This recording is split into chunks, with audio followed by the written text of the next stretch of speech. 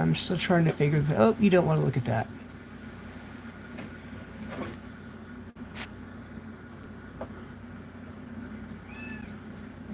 Oh, what is it doing? Ow! Sorry, I just. What the heck? Orientation is locked. Rotate device back. Okay. Oh, what in the world is going on? Cancel. Okay, that. Get rid of that.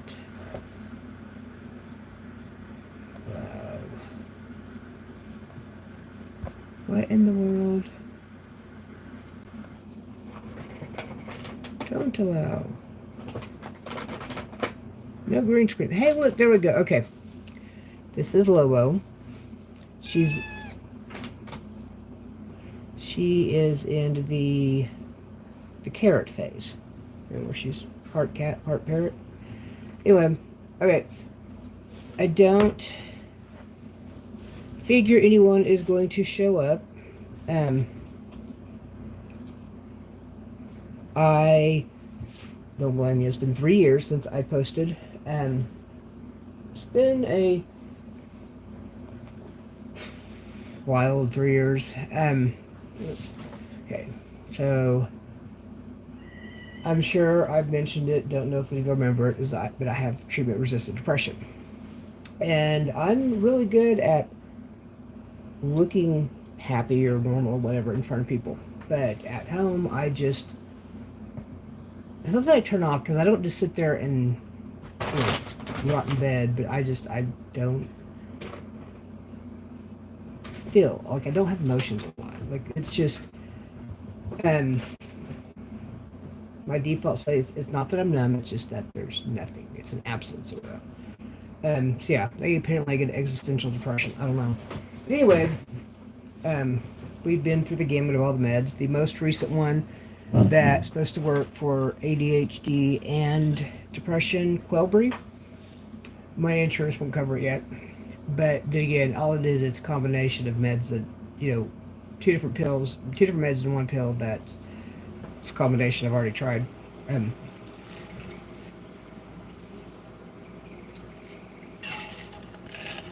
We've run the gamut of the meds. I've tried the ECT worked really well for me, but I don't have a babysitter anymore. Because the whole general anesthesia, you gotta have someone to watch you for 24 hours, but not.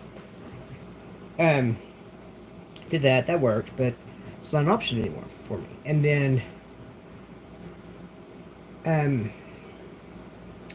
we try. I want to say it's I keep trying to say TMZ, and I know that's that tabloid thing.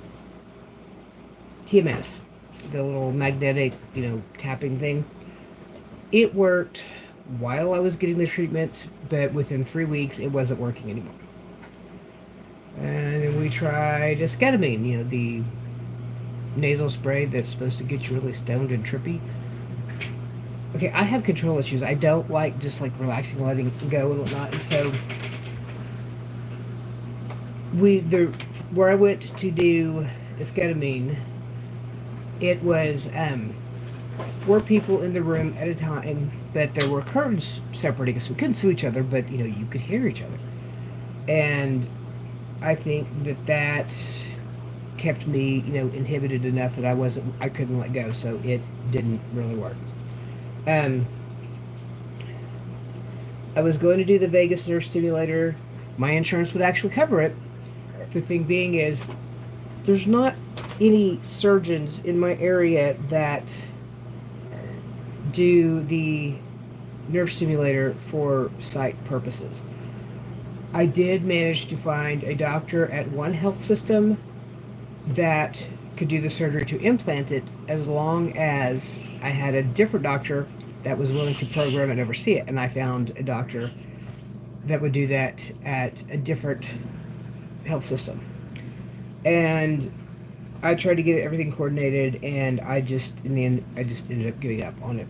And then, due to a mix-up with pharmacies and whatnot, one of my antidepressants was Caleb's calling me a dummy. I don't know why you're calling me a dummy, but anyway, one of the antidepressants I was using to help with ADHD and depression, it was stopped. And I was off of it for like 10 days, 2 weeks, but not at the point where if I was going to start it again, then um, I had to restart back at the baby dose and work my way up. And I just was like, it's helping some, but not enough to really want to do that because we were talking about trying just going back to like a different class of antidepressant because but we have to watch which ones we do because I'm on Adderall for the ADHD, and so yeah, it's a whole nightmare. And right now I'm in the middle of packing, and I have been in the middle of packing for like 2 months now because I can't stay focused longer than about an hour, maybe.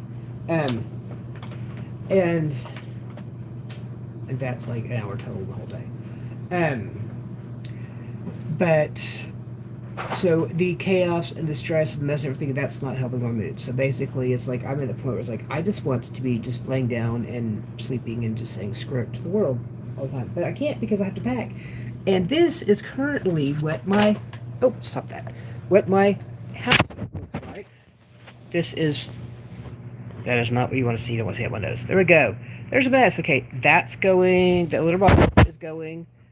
That my sister's. It's not as bad as it looks, but it's to the point that I'm overwhelmed, and I go to start working on it, and then I just get overwhelmed and just deal with it, and just I say screw it, and I go sit down and do something else. All of my yarn's packed. That was the first thing that got packed. It's already in the storage container. So I had only like one little yarn project that I can work on, and that's making a family of octopuses. And one little Timu kit, but I like it. And so I've not been doing much of anything lately. Yeah, I and my sister are moving to Mexico. She's always, ever since she came back to the States, she's always maintained she wants to get better and healthy enough to go back to Mexico. So, she had a rough, like, 7 years. I mean, kept breaking bones, kept falling. There for a while, she was so nauseated constantly, they didn't know why, and so she couldn't eat, so she's living off, like, chocolate milk and mashed potatoes. And I mean, she got down to like 90, 95 pounds. She was itty bitty. She'd go to the hospital for broken bone or whatnot. And then they'd send her, do whatever in the hospital. Then they send her to a rehab hospital for that. And then we're skilled nursing, and they're not that great. Most of them aren't that great. And the last time she was in one, she's like, they were talking about, they wanted to switch her from being on the skilled unit to just being in a regular nursing home, and she's like, I'm not living in a nursing home. They wouldn't discharge her for her to go home by herself, so she came to my house for 3 weeks, and I was like, you know what, you can somewhat walk, you don't have much strength, but we can figure this out, and I'm not carrying you everywhere. So the report that the facility gave me, I mean, it was like she was not going to be able to do anything. They said like she couldn't even meal prep, or couldn't even like get her food by herself and whatnot. And they just made it sound so horrible. And they bring her here in this big, massive. The transport has this massive.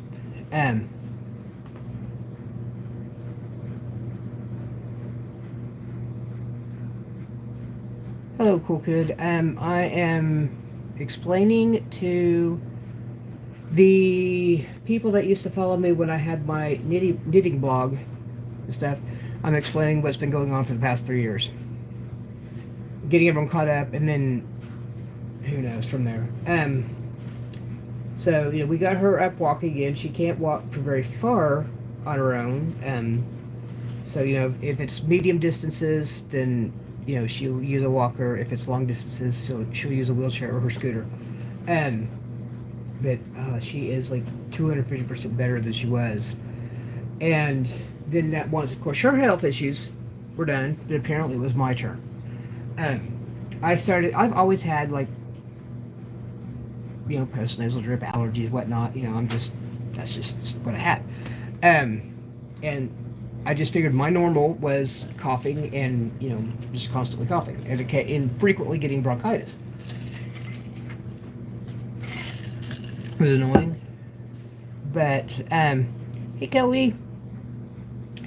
So it was just, lousy respiratory. And then I went on this period where for about, oh, geez, I want to say it was almost an entire year. I ate pretty much nothing but popcorn. Like, I had this little bowl that you stick in the microwave and you can pop just regular kernels in it.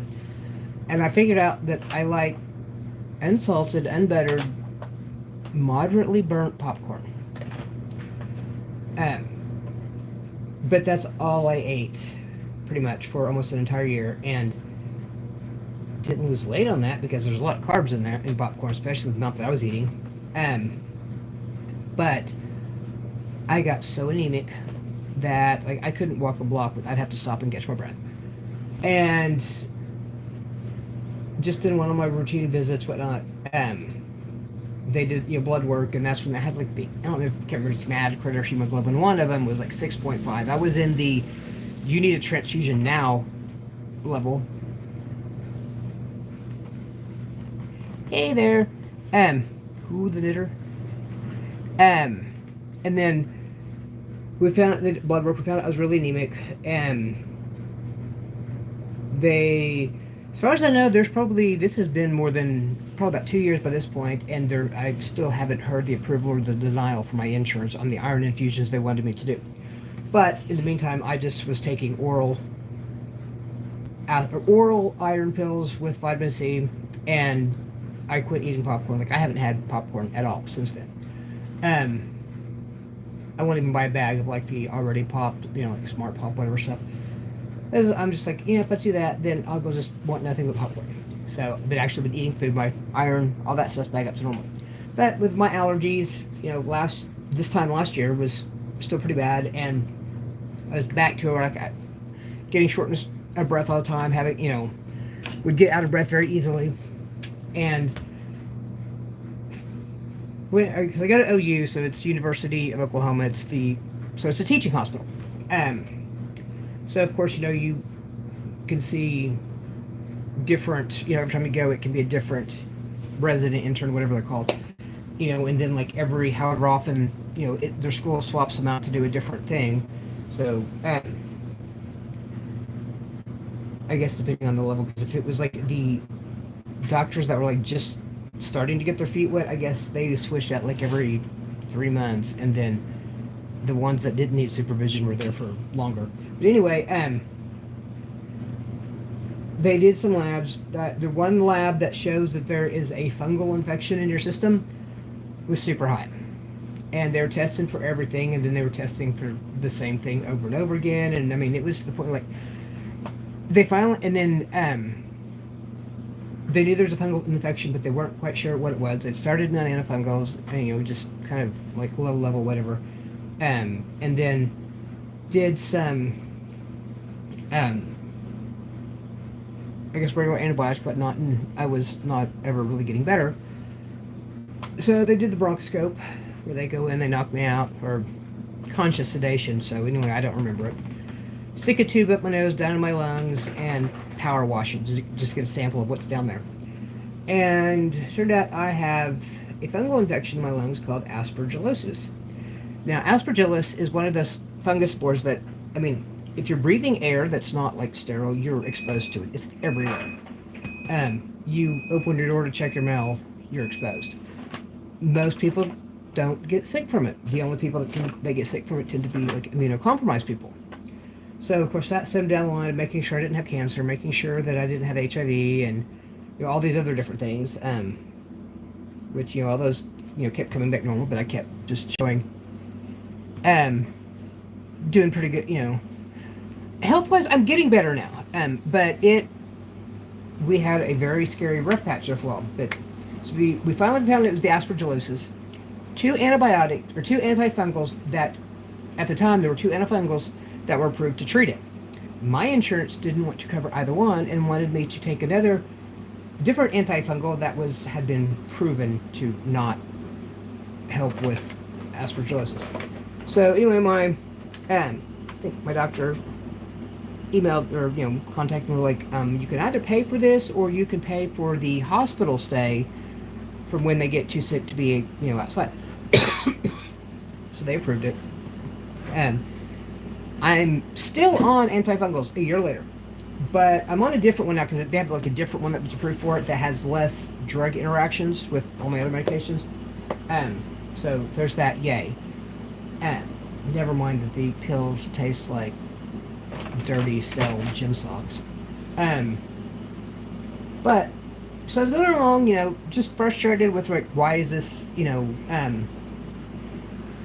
this fungus infection here? Why is it not going away? Why do I keep getting like little bouts of pneumonia?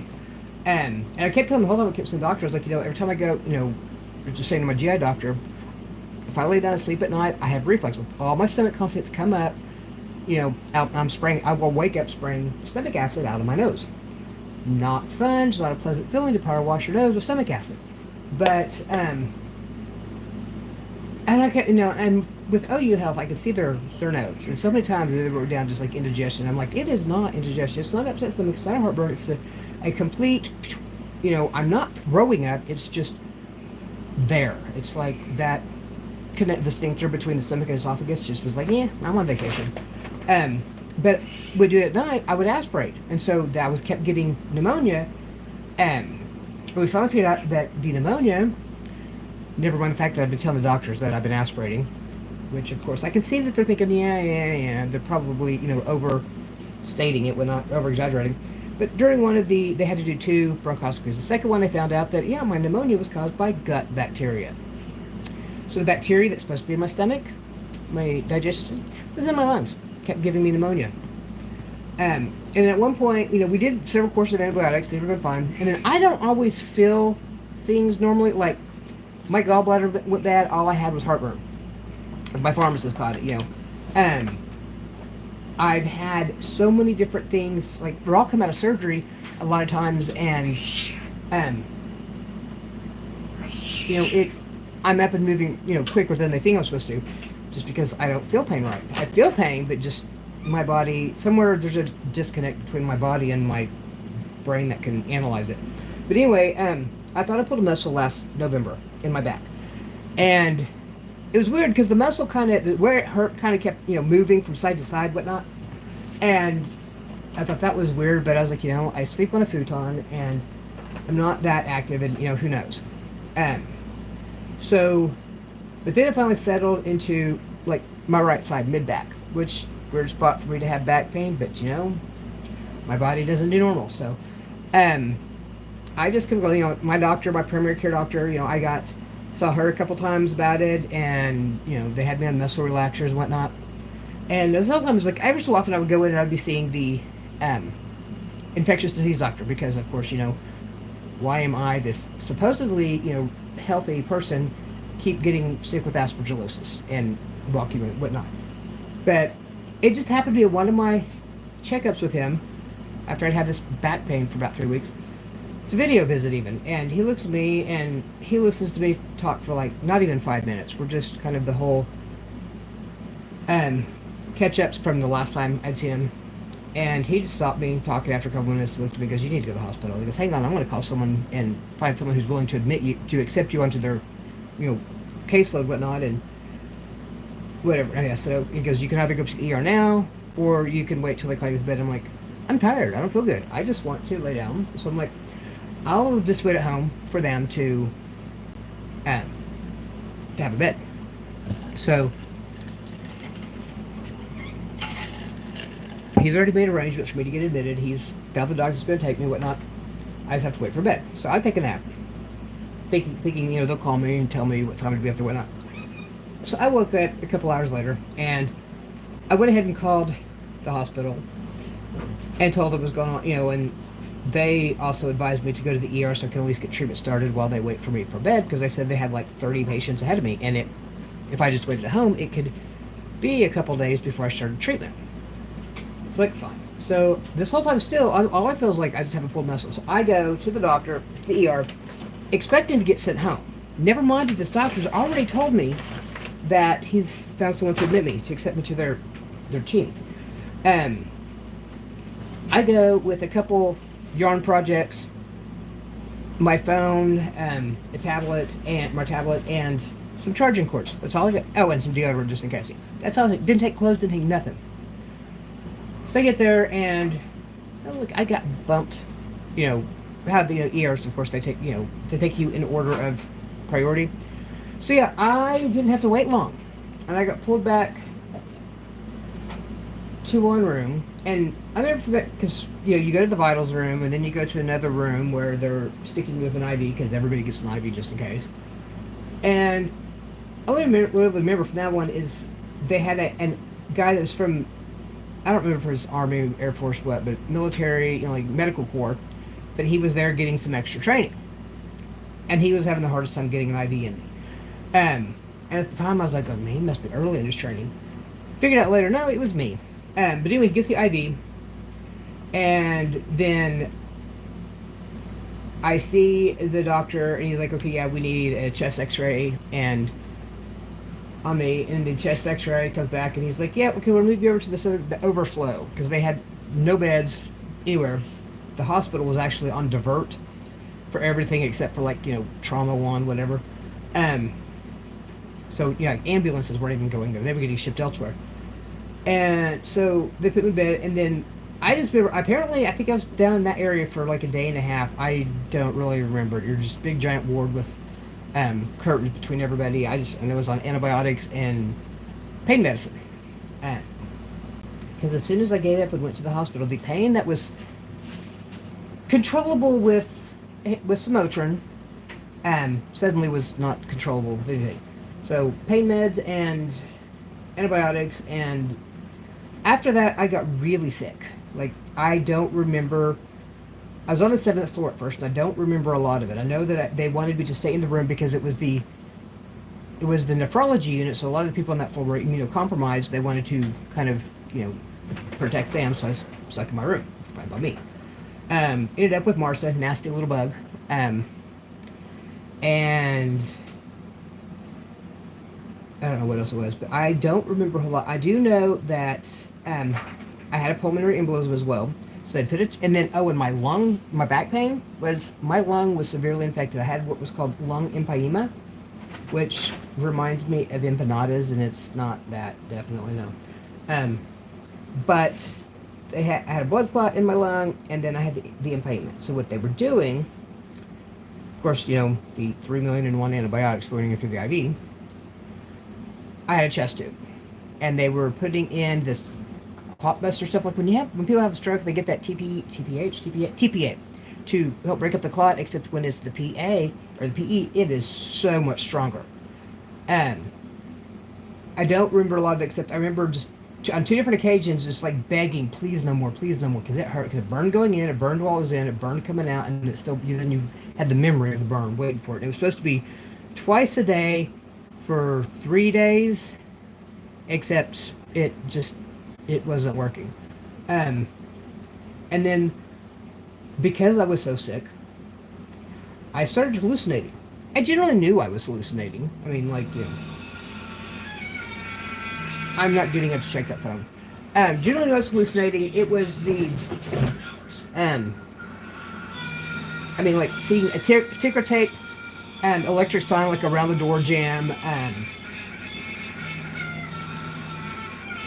just kept thinking there were people in the room. I knew that there were no people in the room other than my sister, but I just,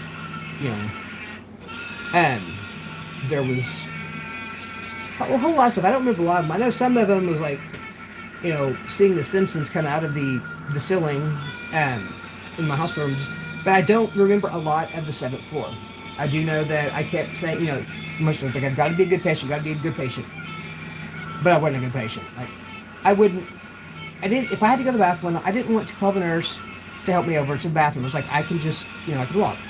Never mind that I fail more often than not, but I was one of those. They put me on a bed alarm, on a chair, or I was sitting in a chair, and they had me on the chair alarm, so they would know if I got up.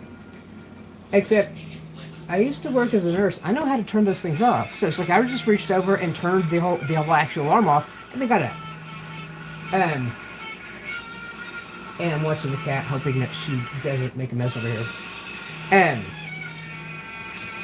But after several days of the TPA, and nothing was getting better, and I was just frustrated. I'm like, I've been in the hospital, a couple weeks at this point, and it's like I'm being seen by the hospitalist, I'm being seen by infectious disease, and by pulmonology, and by thoracic surgery, and all kinds of stuff. And they finally said, okay, the TPA is not working. Let's go do, we're going to go ahead and do the surgery. On my birthday, it could be wait a day, I don't know what. On my birthday, I had surgery. I don't know if you can hear my alarm. I'm still not getting up to go turn it off. Switch to media playlist. It's 20:02. Must be 8 o'clock. So I had surgery. Got a couple units of blood during surgery. And it took forever because apparently I'm not just O negative, but there's something else weird about my blood that it was harder for them to find blood that was compatible for me, so that delayed the surgery for a bit. Which sucked because I was just thirsty. All I wanted to do was drink. Just water, would drink water, hook me up to the garden hose, and I would just be happy. Except, before surgery, NPO, I don't I don't feel good. I hurt, I'm cranky, I'm thirsty, and surgery gets delayed, and I was not a happy person. They finally did surgery. I came out with 3 chest tubes. Like, the first 2 chest tubes I had before surgery, they were the bitty ones. These were like the size of my finger. That going into my 3 of them going into my back. But they had to go in and into the lining between my lung, the space between the lungs and the lining around the lungs, and rotor basically clean out all that infection. Gave me a little bit of blood, and patched me up, sent me to. I spent a little bit of time in the ER. I know the first day, when they first took me to the ER, or not to the ER, to ICU. First took me to ICU. First thing the nurse says to me is, we've got, the 2 main rules for ICU. You're up and out of bed at 6 a.m. sitting in the jerry chair. And I'm like, screw you. I always was up and I leave by 6. And no pants. I wasn't allowed to wear pants. So, I couldn't wear my hospital gown with a pair of, track pants underneath it. But nope, just no pants. I wore underwear, though. And was there for a little bit. Got moved over to step down. Was there for a bit. And then when they finally had the last chest tube out, I got moved to a regular floor and then got discharged later this. I was there for... Okay, Kelly. Let me go find it.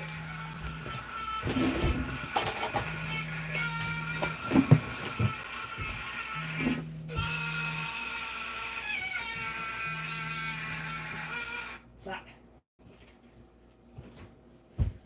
Okay. That better?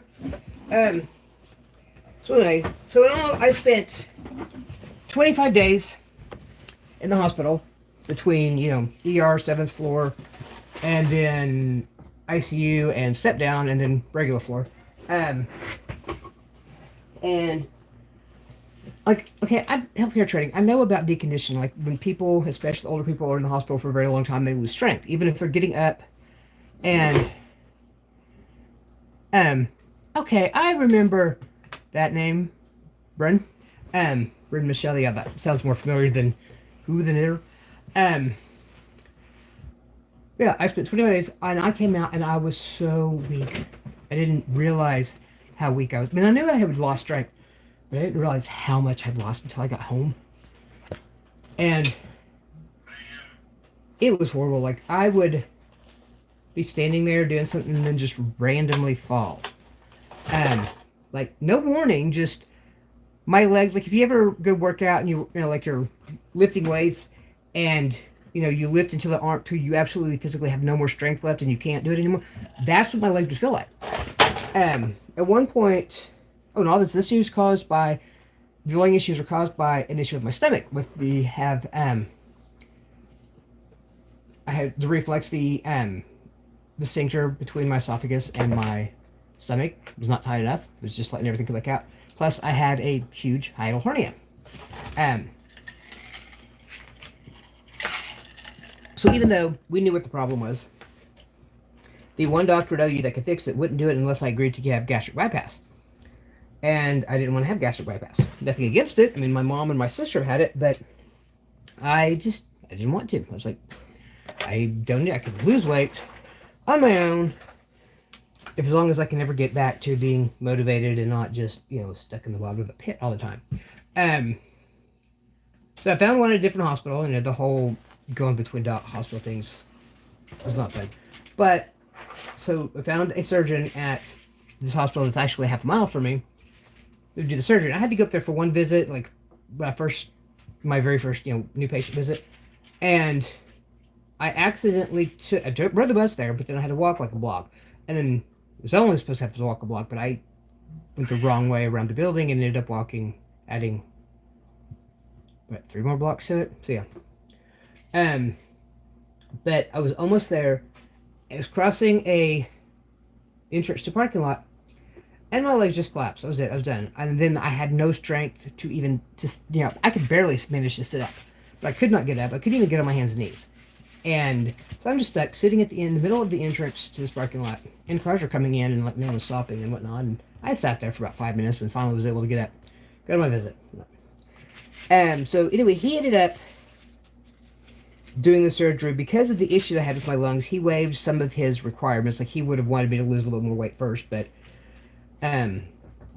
he understood that as sick as I got, like I almost died. My infectious disease doctor told me that when he finally got me to go to ER, that was on a Tuesday, and I had an appointment actually at the hospital on Friday, and I was like, I'll just go up there on Friday, and he was like, no, go. And so, but he finally told me later because if I would have waited till Friday, I would have died before then. So I was sick. I was a lot sicker than I thought I was. But anyway, get over that. Finish all the come home with 3 different antibiotics plus antifungal. Down, we're all that.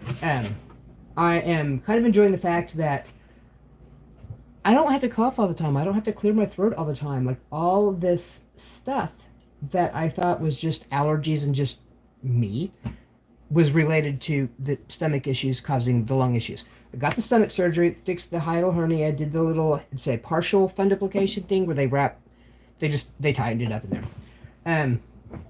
I can burp. I don't know if I can throw up yet. I haven't tried that. I'm not looking to try it either, but it was so funny when I first started solid foods again after that. It was like I had to chew everything till it was mush before I could swallow it. And if I ate even slightly too fast, I had hiccups. And they were like they were like 2-syllable hiccups. I mean, they were loud, obnoxious, whatnot. But we're all past that. Things are back to normal. And now if I eat too fast now, I still can get the hiccups sometimes, but not like it was. So anyway, that brings me health-wise back to when we figured out why my blood clots so easily.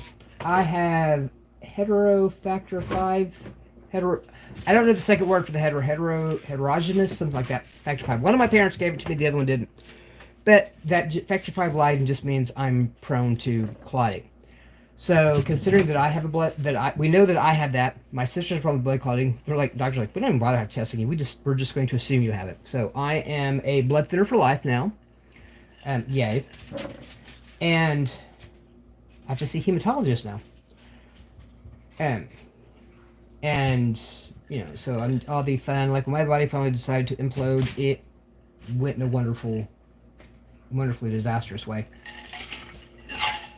So, and then we come up to last year. Like my sister had been talking about moving back and forth, and I was kind of waffling. I didn't know if I wanted to go or not, or stay here. Yeah, Cozumel's fun to visit, but I was like, I don't know if I want to live there because then like my primary person, the only 2 friends that I have like in real life that I see that is David and Chuck. And I'm like, I'm moving away from my people. That's but then the election happened, and I don't know how many I figured out or if I mentioned or not, but I am part of the the LGBTQI whatever alphabet soup stuff. So yeah, all the nice little executive orders and all that stuff that's been happening, is not. For the first time in my life, I don't particularly feel safe living where I do. And I always said if I had to, my bug out place, like if I ever had to leave Oklahoma, I was going to go to, I think it was Pittsburgh, was where I had researched and figured out was the best place. But that's not even going to be good enough. So me and my sister are moving to Cozumel, Mexico on the 4th. I'm still not finished packing. We planned so much. My sister has been planning for this for more than a year, and so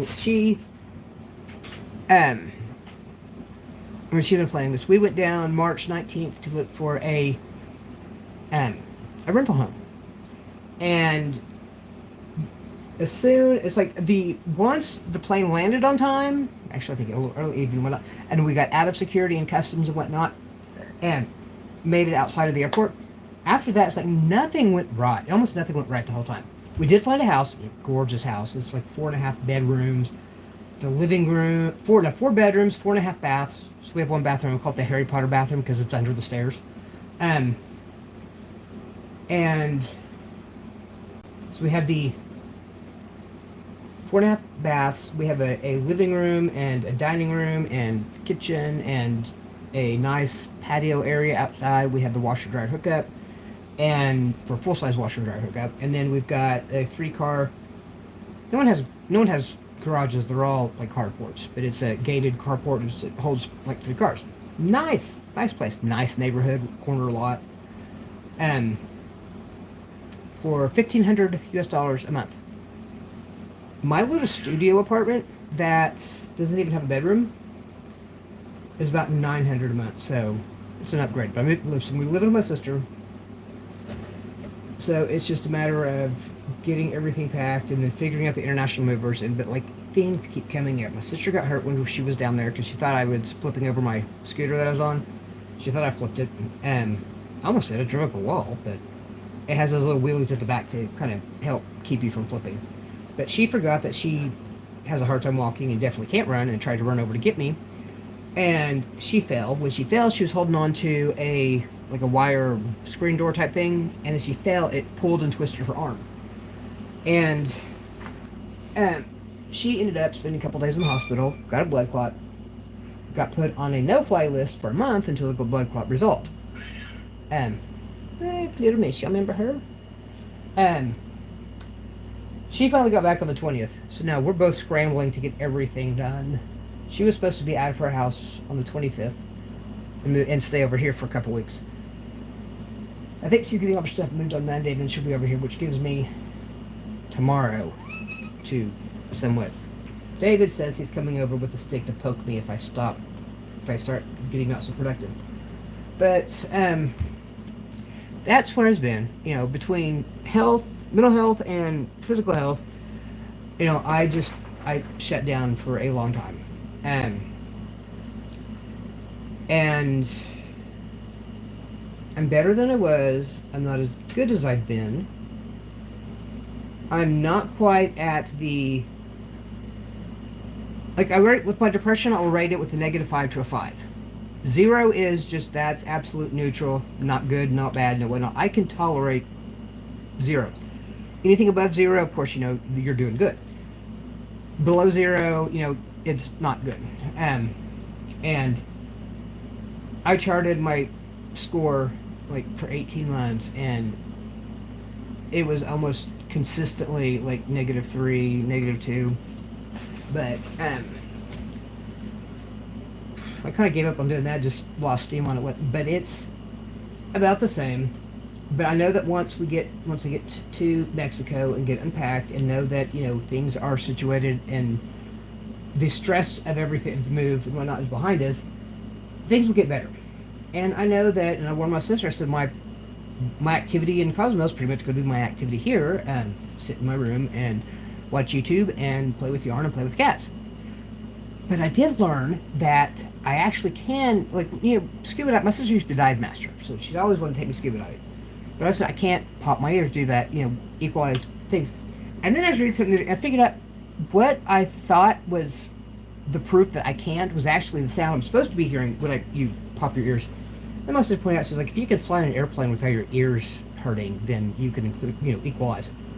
So she's going to teach me. She's going to make sure that she'll have to, get recertified and whatnot, but she's got friends down there. I'm getting to go scuba diving. But it said that the 10 days that we were in Mexico looking for us, not that one of us ever got in the ocean. We never had a chance to. The closest we got was doing one of those little massage things where you stick your feet in the water and the little fishes come chew on it. We did that, and it was weird, but it was relaxing, and it's one of those things that we want to go back and do more of. But yeah, we joked that we need to get some of those fishes ourselves, but we figured they would just be insanely fat by the time they're done with us because we just constantly have our feet in there. But I originally started this stream because I was going to use you guys to motivate me to keep packing. But I spent so long talking about what's been going on the past 3 years. So, that's probably where I'm going to end it. I'm going to do something I need to at least make a clearer path to the bathroom. I was thinking that as far as yarning projects that I've got going on right now, I think my suitcase that I take on the plane for it was just going to be my current whips. I'm still doing the Moroccan tiles from Annie's craft club, whatever. So I'm doing I have the attention span of a gnat on crack and the memory of a goldfish with Alzheimer's. I get sidetracked so easily. But no, I'm working on that still. I'm doing a temperature blanket, and then I've got to figure out how I'm going to show the divide between when I was in Oklahoma to when I moved. But I'm doing it as each month is a corner to corner panel. So I'm just going to have like something in there that will say, hey, this is the when you moved. I'm doing that. I'm working on a long, like a duster size type cardigan for Chuck. I've got a couple of those little Temu kits I'm working on. I've got another blanket that I'm working on. I've got a bunch, and then I've got, of course, the embroidery projects that just random stuff that I'm working on, but, I, of course, haven't really been able to do much with yarn except this, the rainbow crosswords, or rainbow, not jelly, yeah, they are jellyfish. Rainbow jellyfish. That, that's pretty much the only time I've been working on that is either at the airport or on an airplane. It's about the only time I've had to. But, or had time for it. That's the only project we got going on. Puzzles are on hold, of course. I've got to figure out how to get them off my wall, because some of them are in front. Let me flip this around. Okay. Yeah. There we go. Yeah, I've been through here. Me and my sister, we keep turn around. We don't. There we go. Me and my sister keep joking, like, we alternate who's sick and whose turn it is to be sick. And since she just finally got to fly back from Mexico after her blood clot resolved, that means it's my turn. I'm not looking forward to it. But see how these, I've got to figure out how some of the ones in frames, those are easy enough. But some of them are stuck to with that little, what Temu always calls it, nano tape, but it's a sticky on both sides. So I've got to get that down. I've got to figure all that stuff. And then, it's not going to be as easy to hang this stuff, because when we get to Cosmo, here, we flip this around again. The walls are concrete. Everything's made out of concrete. So yeah, you have to have, like, we're going to have to hire someone to come in to, put up shelves and different things that I need on the wall. Thankfully, what's fairly common down there is all the rooms come with hammock hooks, or not the hooks, but the bolts, hammock bolts. So, because it may be a month or two before my bed makes it down there, my sister's bought a hammock for me, so I have a hammock to sleep in when I get down there. Which last time I have a hammock that I can use indoors on the little rack. I'll do that every so often. It's taken apart right now, so but so I've got a bed, and I actually have a twin bed that's got to be shipped down there. I've got the dresser, I've got my futon is coming, and I got one of those little rocker Papazon style chairs with the cushion on it, and that's waiting for the movers. Yeah, it's my sister, like, she's been our house is pretty much, you know, Timu everything. Which, I mean, my sister got 2 mobility scooters for free, playing the games and whatnot on Timu. Um, I think she said she just got another one too. But we use the little mobility scooters to get all over the island. As long as we're not going more than. Well, most of the part of the island is like within a little 1 mile square. Um, Although some of the sidewalks you don't take that thing on, and mine will bottom out on speed bumps. But yeah, look, we have. I mean, anything that can be bought from Timu for the house, she has. And to be honest, I've been doing the same thing. I mean, my bed and my dresser come from Timu. The chair came from Timu. Yeah. So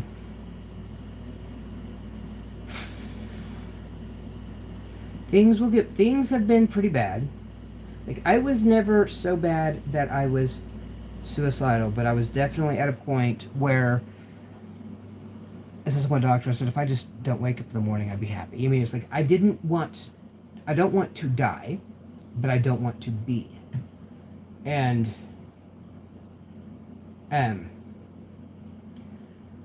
we got to figure that out. I've got to get a new therapist, which my insurance, I still get to keep my Medicare. They won't be able to do much there, but I can still do video visits until that gets taken away. But they have, through my insurance, I can actually have access to a video visit with a therapist. I can even do like most stuff for the doctor I can do with them, but they won't do like the Adderall and whatnot. So I've got to find a doctor, which of course you can buy it over the counter there, but it's more expensive that way. Things will get stable again. That's just I will be content with stable. So, but I have 4 cats at this point because we have Max. Y'all all knew about Max. We have Max is down there already. He went down on the house hunting trip, and then he's actually being boarded at a vet right now. And then, so we had Max. You saw Little Miss a minute ago. Then I have Doggo. I don't know if y'all meet Doggo. Doggo I've had for 2 years now, so I guess you probably have it. My therapist at the time kept telling me that I needed to get a dog because it would force me to go outside and be social and whatnot. So I found a calico kitten. It was really cute. I got it and I named it Dog, or Doggo. So yeah, so I had a cat named Dog. And then this guy that my sister was trying to help out that was staying there, he had this cat that he liked, but of course barn cats never get fixed. But anyway, she ended up getting pregnant, and so he brought her in for a while, and she gave birth on my sister's foot. Like, my sister was ready for it. She had all the little pee pads and everything down for it, and she would sit. The cat would be laying down once. My sister would sit down, and then when the cat was ready to actually give birth, she would get up, walk over to where my sister was, and plop out a baby on my sister's feet. And my sister moved somewhere else, and she kept doing that. So my sister just finally gave up and kept the pee pads over by her. 6 kittens, and my sister kept one, a solid black one that is now getting a white patch here, and then by his on his belly, by his back legs, and she's named him Gato Hermoso, so beautiful cat. And I have a dark tortie, the one that you saw earlier, and her name is Lobo, because she kind of looks like she's got that. Her hair is not like soft like all my other cats' hair. It's kind of like wiry, not full on wiry, but it's got some texture to it. And so, but she's El Lobo Loco. But right now, Doggo and Max are down in Mexico at the border. At the borders, not at the border. And then I've got Little Miss and Lobo, and then my sister's 2 cats are over here because she's getting her stuff ready and fixing to have actual packers come in and be moving stuff in and out. She doesn't want her cats to get lost. So her cat's Terror, and Terror looks just like Little Miss, except she's built. I mean, she's not fat, but she is solid. And then her kitten is around here somewhere, but of course with, Lobo and Gato being litter mates, of course, they are super bonded, so it's a good thing me and my sister would be living in the same house. because those cats would go nuts if they weren't. But they're all ready to go. My sister is having, like, she's been packing and like condensing boxes and whatnot the last couple days, because apparently she's ordered enough stuff with Temu that whenever she places an order and they have stuff that they just extra that they're trying to get rid of, they'll just chunk more stuff in there. Like she came home to a bedroom full of boxes, and like 90% of it she hadn't actually ordered. It was just stuff they gave her. But she's got all that condensed. She's getting her stuff packed. I have no idea where it's going with that, but yeah, it's getting there. And then once we're moved and somewhat set up, then I can get back to playing with yarn. Oh, and by the way, my friend David and Chuck, I think, as well, and then my therapist was saying this, and then my psych doctor says that everyone keeps saying, like, you need to go back to doing the blogs, you need to do this stuff. I'm like, so I'm here. It took me a while, but I am back. So, anyway, that's the very long story of where I've been. And enjoy this hair while it's here. I'm cutting it just because I don't get the curls up there. It pulls it out. I am on Thursday cutting it to what I refer to as the Tumnus look from Chronicles of Narnia, where it's short but it has kind of like a shag, but it's all, all the curls are really there. So yeah, but it's past my shoulders. I just lose a good 2 inches because the curls. But anyway, that is, I think it's all I can think of. Because my sister's doing better. I'm getting there. I'm just really, really, really hoping that I don't get sick again. Although I did have like 2 days of a really bad tension headache that maybe that's my turn, and now it's going to go back to her, but it's kind of not fair to have something that mild. But I don't want to get sick, so anyway, we'll see what it is. But anyway, if I can manage to get myself moving in the morning, like I actually got up on time. I meant to do this video starting at like 10 or 11 in the morning. It's now 8 o'clock at night, so I need to figure out. And this is me on medication. I just have no time management right now. But everything's a cycle. I'll get back there and, we'll get things figured out. But yeah, I will see you guys. Hey, here's little Miss again. See. She's a good little girl. She's still just as not shy, but reserved as she's ever been. Nothing is ever going to get her out of that. I think Lobo might slightly be taken out, because if she's on my lap or on my shoulder, whatnot, and I sneeze, she will go flying and go hide somewhere. And they're not even horrible sneezes, I promise. But anyway, that is that, and I will try to get on here sometime tomorrow. And although depending on what's going on, it might be alive, it might not. But anyway, thanks for stopping by, and I'll talk to you guys later.